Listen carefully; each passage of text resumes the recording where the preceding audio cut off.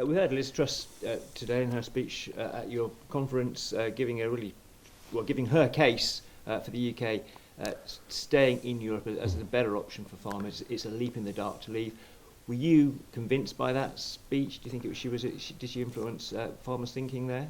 There's no doubt she highlighted a lot of concerns if we do leave the European Union, the loss of the single market, would there be tariffs put in place, and the time that it would take to actually negotiate agreements with our European colleagues should we leave. So it was the fear of the unknown, and I believe a lot of farmers are of that view as well.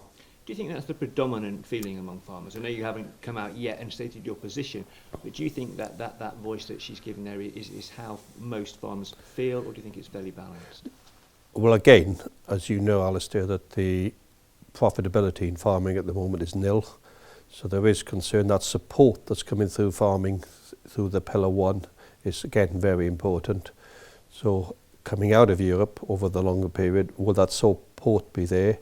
If we didn't have that support, we would be put at a huge disadvantage competitively. So it's that fear of the unknown.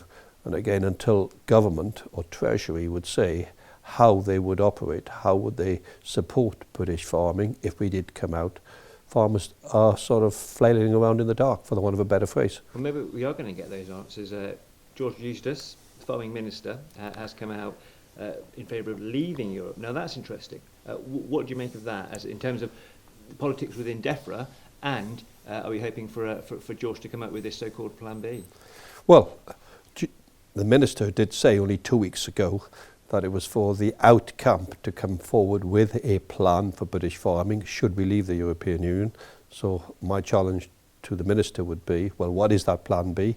Do you believe you can actually convince the Treasury and government at the highest level to support British agriculture? But it's not just the support of British agriculture, it's that single market. Our sheep sector, we export an awful lot of milling wheat, feed wheat, barley into southern Europe.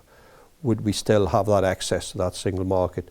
I think from a farming perspective, it's that single market is all so important. We've got a dynamic of nearly 500 million people. Are we going to become little islanders with possible tariffs? And again, the knock-on effect of that could be huge.